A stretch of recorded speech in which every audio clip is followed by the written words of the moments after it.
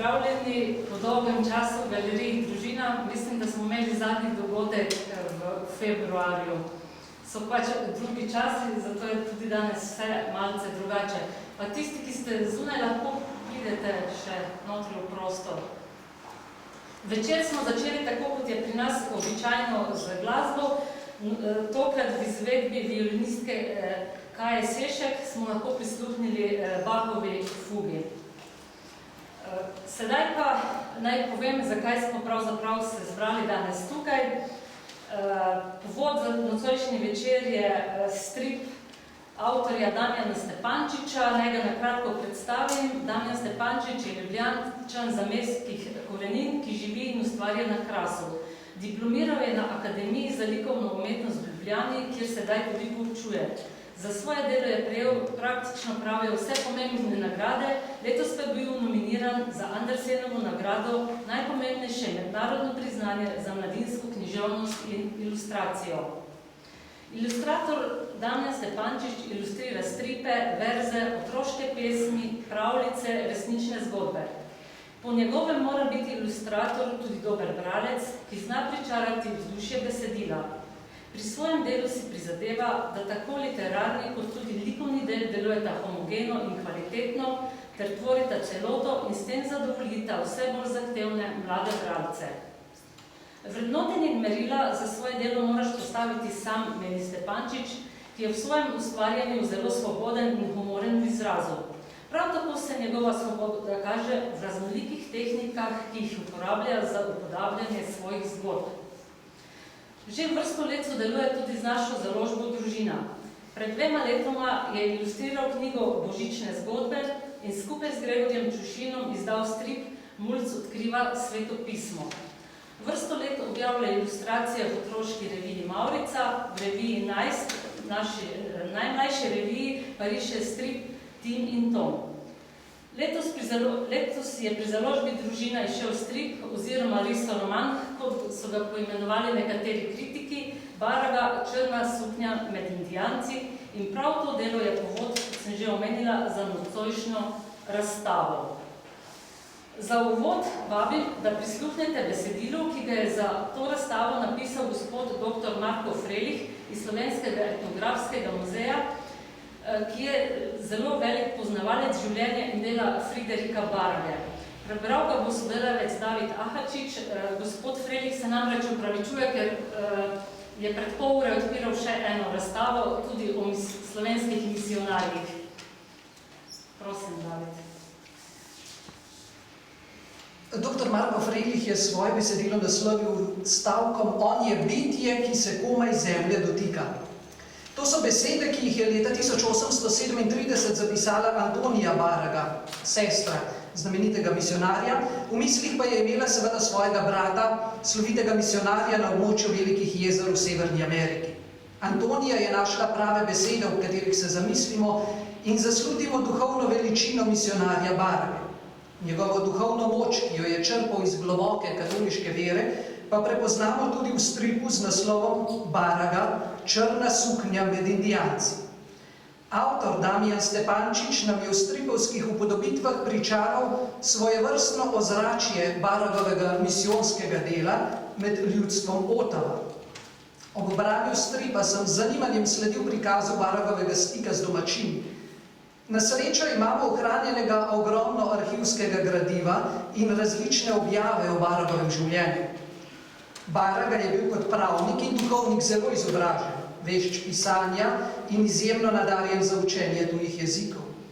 V Baragovih zapisih najdemo veliko podatkov o misijonskih razmerah in o indijanskih ljudstvih Otava in Očitve. Čeprav je sestra Antonija svojega brata upravičeno opisala kot zelo poduhovljenega, je bil Baraga v resnici zelo prizemljen, pragmatičen in vajen garaškega dela. Ves predan je bil misijonskemu poslanstvu na obali Velikih jezer, nikoli pa ni pozabil domovine.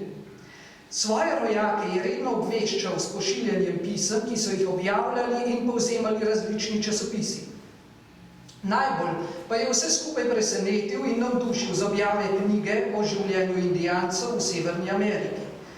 Originalno verzijo je najprej napisal v nemščini, slovensko pa je naslovil popis navad in zadržanja indijanov polnočne Amerike. Slovensko izdajo so natisnili kar v 4000 izvodih in jih zelo hitro razprodali. To se je zgodilo spomladi leta 1837, ko je Baraga za krajši čas obiskal domovino. Med postankom v Ljubljani je obiskal tudi deželni muzej za Kranjsko, v liceju v veliki stavbi, ki je nekoč stala na Vodnikovem trgu, tu v neposredni bližini. V muzeju so nam že čakali predmeti, ki jih je v posebnem zaboju poslal iz Amerike. Baraga je vse predmete pomagal opisati, da so jih lahko v muzeju s primernimi komentarji predstavili javnosti. Baragova zbirka predmetov ljudstva Očitva in Otava sodi med najstarejše severnoameriške zbirke v Evropi in je prva neevropska zbirka v Sloveniji. V Baragove zbirki, ki je danes shranjena v Slovenskem etnografskem muzeju, najdemo predvsem uporabne predmete, kot so posode, žlice, košarice, torbe, obuvala, otroška nosilnica, nekaj primerkov orožja in 2 obredni pipi. Z duhovnim svetom staroselcev lahko povežemo le mirno fajfo, kot Baraga imenuje pipo miru, ali kalumet, znameniti simbol indijanske kulture.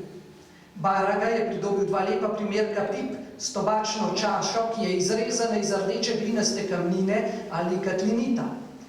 Ena obredna pipa je skupaj z izbranimi predmeti že 14 let razstavljena na stalni razstavi, druga pa je bila do nedavnega shranjena v depoju.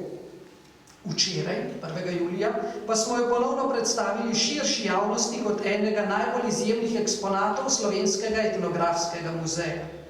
Očepvejska obredna pipa, ki bo na ogled do 30. avgusta, je dolga 110 cm in je okrašena s stiliziranimi podobami iz indijanske mitologije. Baraga je zapisal, da so velike pipe uporabljali poglavarji pri obredu za zaščito proti hudobnim duhovom. Pipe so kadili pri važnih razgovorih in tudi misionar se ni uspel izogniti kajenju, če je hotel navezati stik s poglavarjem. Pri pogovoru je podajanje pipe iz rok v roke ustvarjalo duhovno vez s prisotnimi, dvigajoči se dim pa je bil namenjen v čast bogovom in božanskim prednikom. Dr. Marko Frelih vas vabi, da v letošnjih poletnih dneh obiščete Slovenski etnografski muzej, saj vam bo ogled Baragove zbirke še bolj približal duhovno veličino tega izjemnega Slovenca, ki nam ga je v najnovejši stripovski podobi zavedno ohranil tudi ilustrator Damjan Stepančič. Podpisani dr. Marko Frelih iz Slovenskega etnografskega muzeja.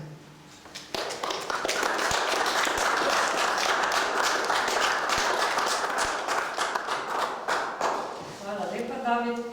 Sedaj pa vabim gospoda Žiga Valetiča, da nam poda nekaj misli o stripu in njegovem mestu v kulturnem prostoru. Prosim.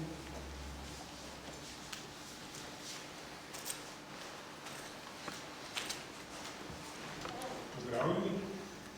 Sicer me je Damjan prej na govoru in rekel, da bi bilo mogoče fino, če se midva malo za par minut pogovorila, da bi še, ker bi bilo po moje zanimivo za vse ostale, da tudi če od avtorja kaj slišijo. Bom pa vse jaz naredil en uvod, namreč, jaz spremljam stripe že od malih nog, ampak včasih, pred 20, 30, 40 leti, je strip veljal za pogrošno literaturo. To je bilo hitro čtivo, hitro branje.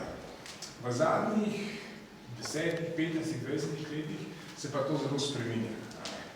In v bistvu zadnji trendi v svetovnem stripu, evropskem in tudi slovenskem, so zgodovinski stripi, biografski stripi in tudi verski stripi, ki grejo malo dlje od, bom rekel, osnovnih verskih smeri.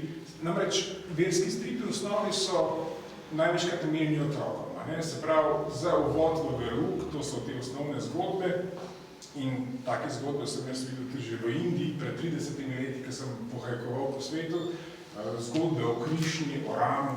Skratka, večina svetovnih religij ima to vrstne stripe, ki so namenjene izobraževanju bolj otroka.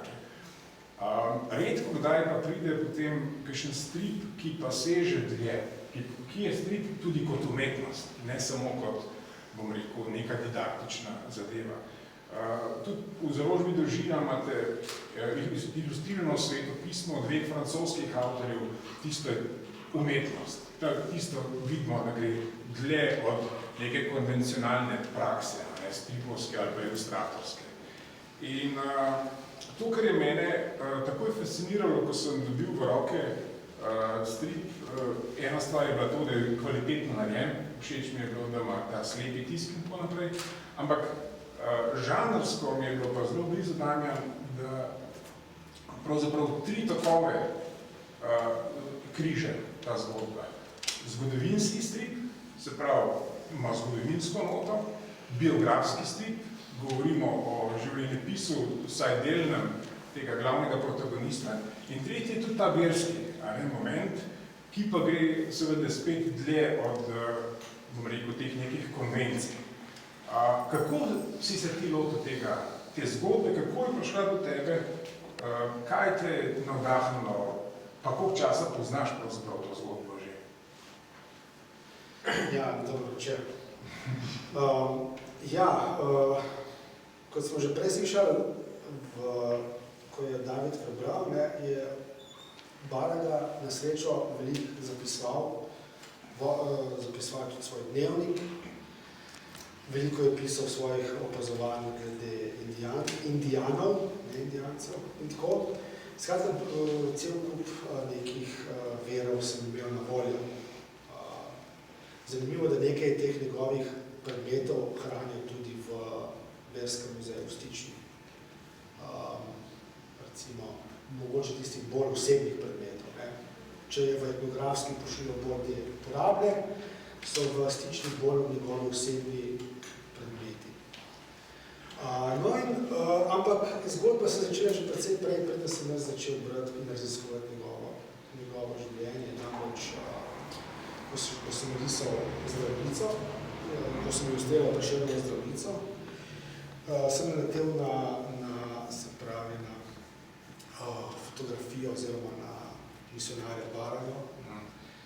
In ti veš to zgodbo, glavno videl sem najprej njegovo sliko njega, ko je še služboval, oziroma ko je bil še v Trebnjem, pa potem v Kranju, ko je bil še kaplan. In pa potem seveda njegovo fotografijo, ko je postal škof v Severni Ameriki. In seveda te dve fotografiji sta si, kot da ne gre za istega človeka. In to je bil prvi moment, ki je mene zelo dal pomisliti, kaj se je pa to dogajalo, kaj se ves ta čas od njegovega odhoda do, se pravi, njegove, bi rekel, posvetitve v škofa in tako, kaj se vse vam je zgodilo. Seveda potem ta stvar, da sem pozabil, oziroma nisem se s tem ukvarjal, v tem času je pa samo od sebe splavil na vrh. No in pa se je nadaljevalo tako, kot sem začel. Ja. Zanimivo je to, ker jaz delujem tudi kot scenarist in pred 6-7 leti me je režiser Miha Knific poklical, pa je rekel, Žiga, bi mi pa delala scenarij za film o Baragi, za igrani film.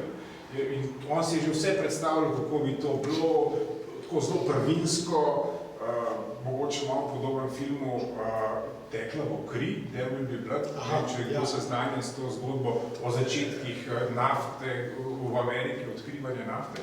Ampak je rekel, enaka stvar ga je fascinirala.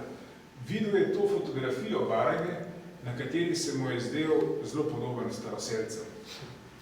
To ni bil več, bom rekel, naš človek tako, ampak je bil že, skratka, on je nekaj njim prinesel, oni so nekaj drugega njemu dali in te dve kulturi so se prepletli na nek specifičen način in ta drugost, ta most, komunikacija je verjetno tisto, kar te pa v bistvu še posebej. Pa mogoče to, da je on bil ta blažilni moment, ta cela, bom rekel, naša evropska kultura je prišla tja, je zavojevala tudi na grdi načine velikokrat. On je bil pa ta blažilni moment, kjer je pa pravzaprav odvračal te staroselce od alkohola, ko so jim ga drugi ponujali in tako naprej. To je ta neka radikalna prijaznost, ki je tudi, bom rekel, redka, ne glede na to kdo smo, pa kdo nismo ljudje, je redka, tako radikalna v bistvu zaveza. Ne? Kako si vse to doživljal ti med ustvarjanjem, me zanima? Ja, seveda, ko zbiraš materiale, ko je vsak material je prišel prav od knjig, fotografij, vse, kar se mogo dobiti, sem gledal tam ti zvezek, ki je tudi v tej vitrini, ta prvi je precej debel zvezek. Vse je prišlo v poštev, seveda, ampak potem je faza zbiranja materijala, da si kot hrček, ali pa vevrca, zbiraš na kup, pa nekam daš, pa pozabiš, pa zdobiš, pa tako.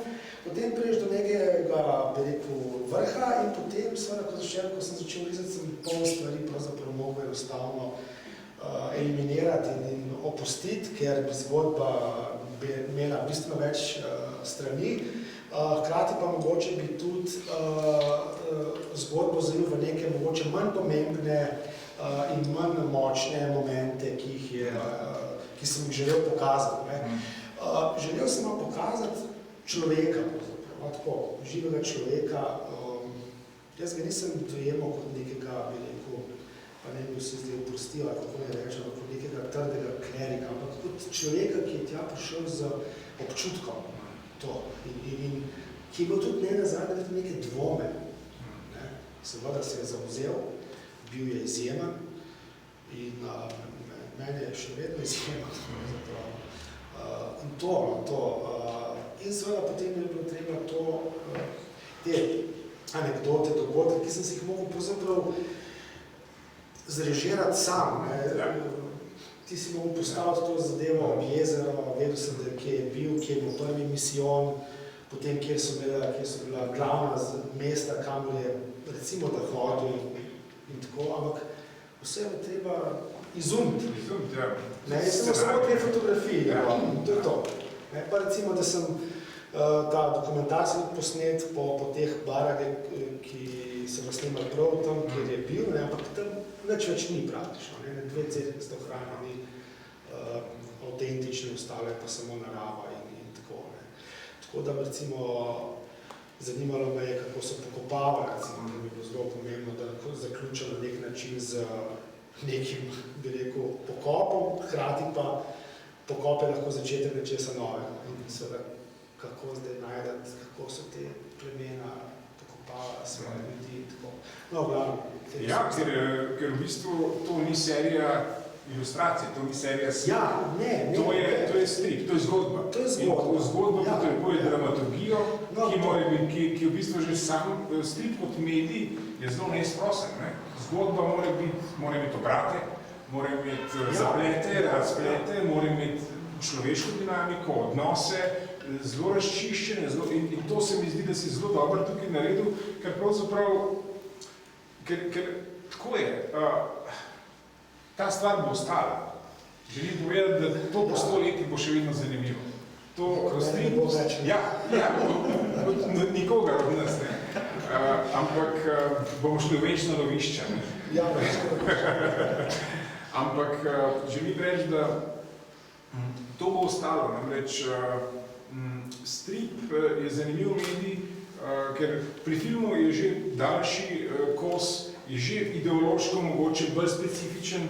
Tukaj je pa nekaj, kar pravzaprav si mi težko predstavljamo, ko beremo samo knjige, neke tekste, bodi si o njemu, bodi si njegove, tukaj je to narisano.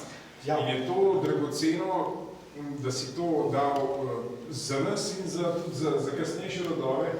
Stripi imajo to vrednost, tudi recimo v Sloveniji bila zdaj Alma Karlin, ki smo jo prvič lahko na ta način stripovski brali, ki si res celo kariero, pač celo življenjsko pot tam noter videl.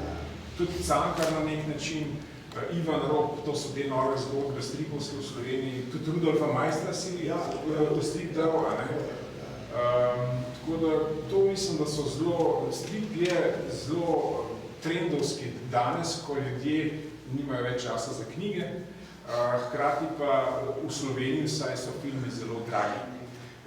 Strip ni toliko drag, izdelava stripa, ampak rabimo pa pol avtorje, ki so fanatični, verjetno pa se nekam zapičijo, pa pol to dajo iz sebe.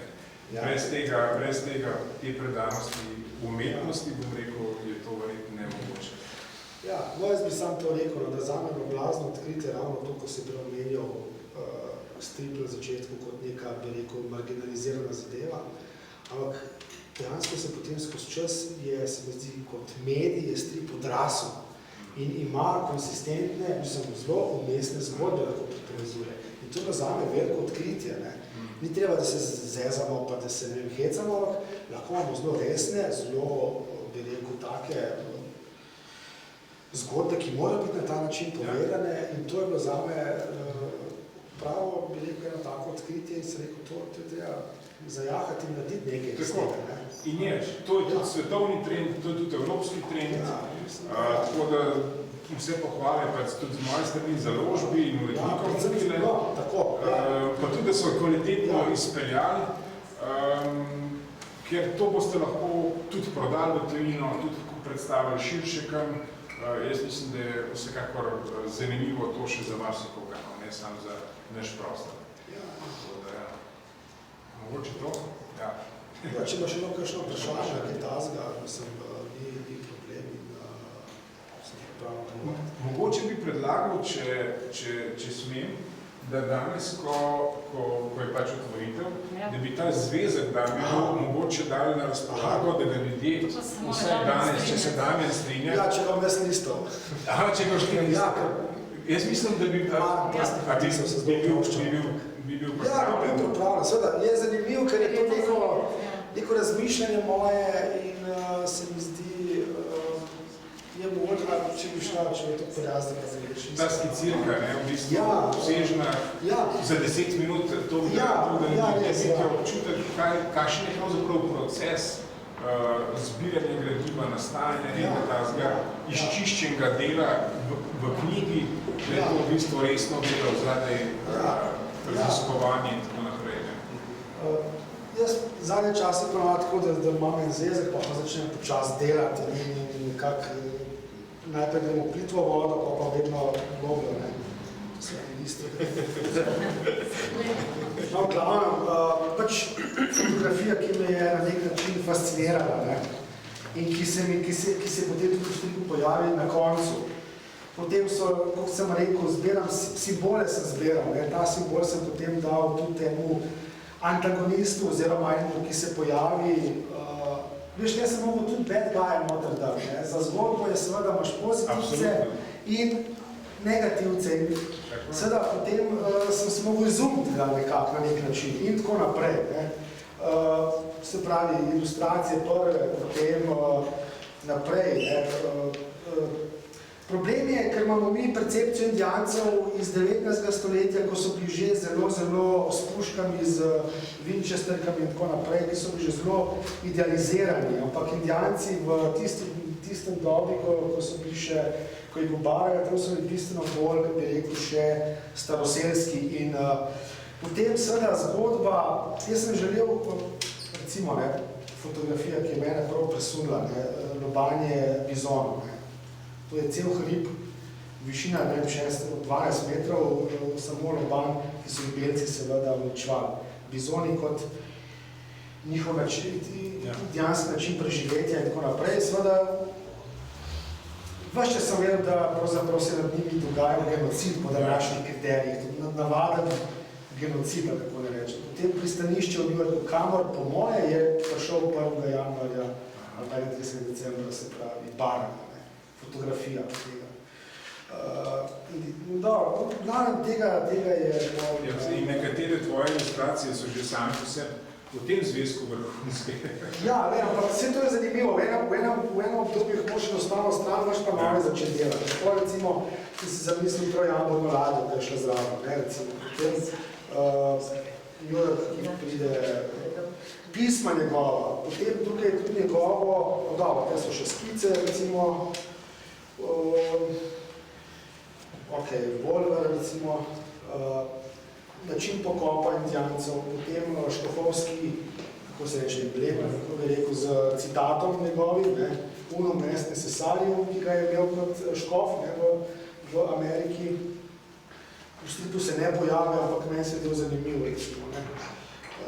No in potem se tukaj začnejo razne kadriranja, recimo pa zbiranje recimo različnih tipov, pač kako določene stvari predstaviti, kako risati, mladostni portret potem. Za zgodbo ne bi bilo značilno tudi, da ob našem branju se tudi glavni protagonist razvija in se bi rekel, da ni enak na koncu zgodbe, kot je bilo na začetku. To je eno od bi rekel, kriterijev dobre zgodbe. Tle se mi zdi, da je bilo več kot evidentno, da se je to zgodilo. Če ne na drugem nivoju, vsaj na vizualnem. Verjamem, da tudi na drugem. Verjamem, da tudi, bi rekel, tle so pod določeni kadri, Škof Fenwick, kateremu najprej pride, ko pride v Ameriko. No in pa sem pa tako pač lepo. In seveda scenarij prilagajajo slikam in slike scenariju in sem tja in hvala.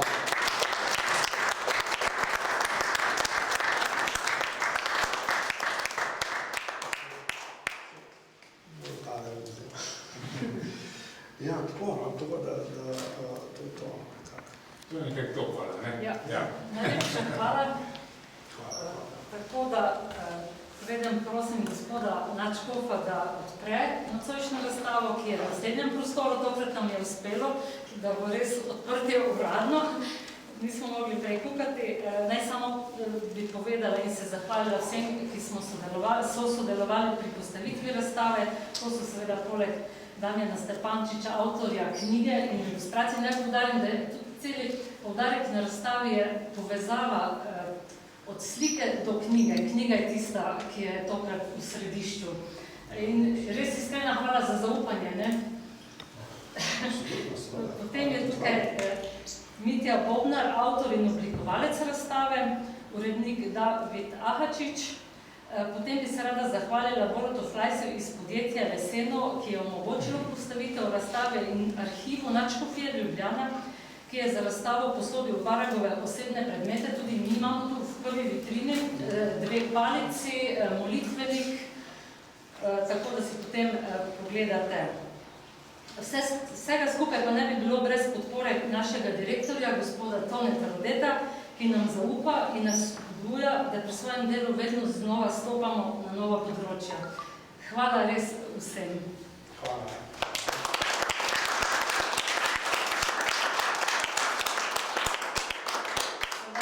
Gospod Nadškov, Stanislav Zore, lepo prosim, če odprete to razstavo.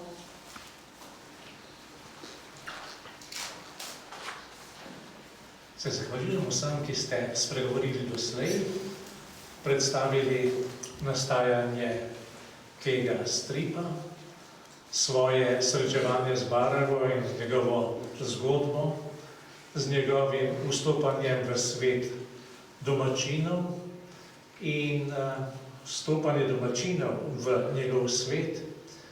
In ko sem poslušal to pripoved, mi je prišlo na misel, da imamo pravzaprav Slovenci en veličastno misijonsko zgodbo, na katero smo morda celo premalo zdravo ponosni. Imamo Knobleharja, ki je naredil neverjetne korake v raziskovanju Nila. Imamo Baraga, ki je Otavanom in očevejcem prinesel evangelij in jim prinesel tudi slovnico, jim prinesel pismenstvo.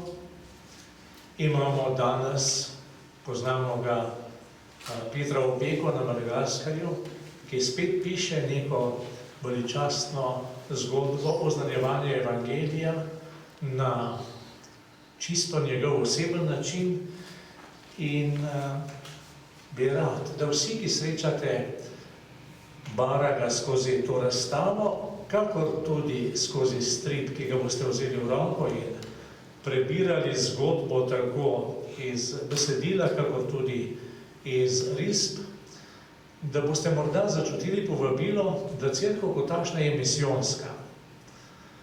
Da cerkev ni nekaj statičnega, ampak da je na začetku cerkve pojdite. pojdite in oznanjujte. In da to velja v času Jezusa in njegovih neposrednih učencev, kakor v času vseh teh naših velikih mož, ki so misionarili skozi zgodovino in misionarijo danes, in da to mora biti tudi naša zgodba, to mora postajati naš strip, naša risba uresničevanja Jezusovega naročila. Pojdite in oznanjujte. Ne bo naša zgodba enaka nobeni od teh. In hkrati bo utkana v tisto veliko uprizoritev Jezusovega vstopanja v človeštvo do skrajnih meja zemlje. Včasih je morda treba biti najprej misionar v svojem srcu in tam so razdalje strašno velike. In že tukaj prehoditi potrebne razdalje je podvig, ki zahteva življenje in življenjski pogum. In srčno želim ob zahvali vsem ustvarjalcem te knjige, kako tudi razstave, da bi vas nagovorila na ta način, vas povabila na pot oznanjevanja evangelija, najprej sebi in potem vsakemu, ki ga srečate. Zato naj bo razstava odprta, sprehodite se skozi njo in vstopite v ta dialog z besedo, z risbo in samim seboj. Hvala lepa.